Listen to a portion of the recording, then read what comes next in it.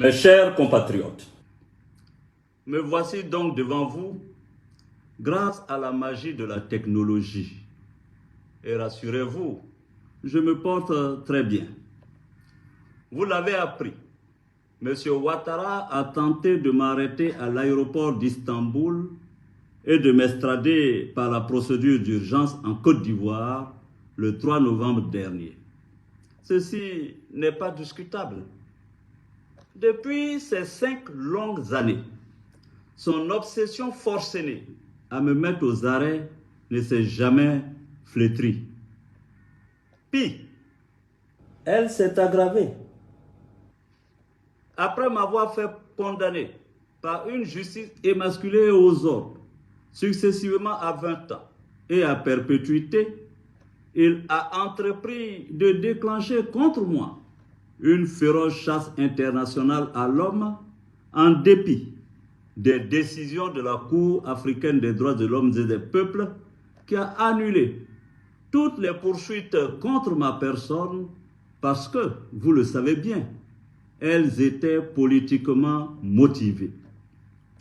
Sachez-le, dans cette affaire, il ne s'est jamais agi de justice, mais plutôt de perfidie.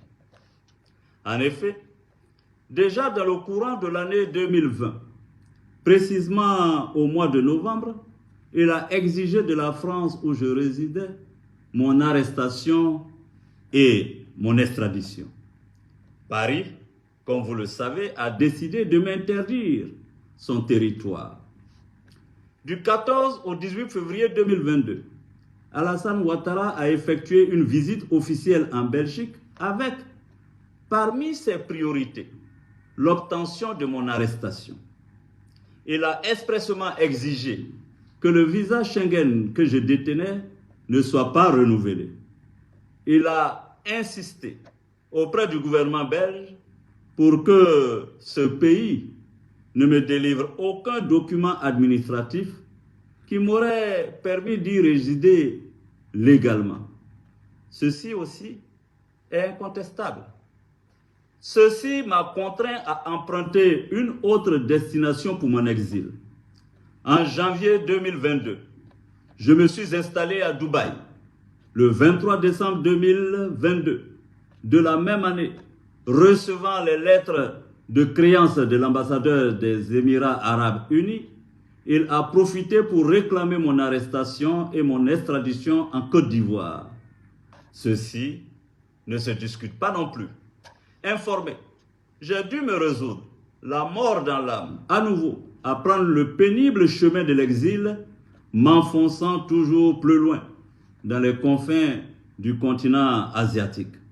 Chers compatriotes, la dernière tentative d'arrestation opérée à Istanbul démontre, si besoin en était, que le seul lieu de repos paisible que M. Ouattara me réserve est bien le cimetière. Est-ce le lieu auquel l'on doit destiner son bienfaiteur? Celui qu'on affublait hier encore c'est mon fils? Non.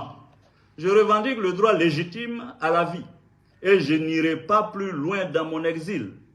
Je refuse d'être un fugitif, d'autant plus que, devant Dieu et les hommes, je ne suis coupable d'aucun forfait qui mériterait un tel châtiment.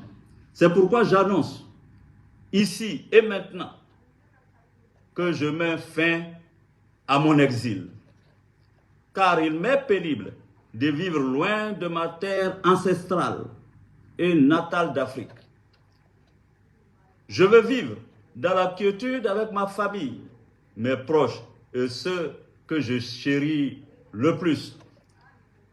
Je veux pouvoir contribuer à la réconciliation des fils et des filles de mon pays et apporter ma pierre à l'édification de la paix, de la concorde entre les peuples d'Afrique. Vive la Côte d'Ivoire, je vous remercie.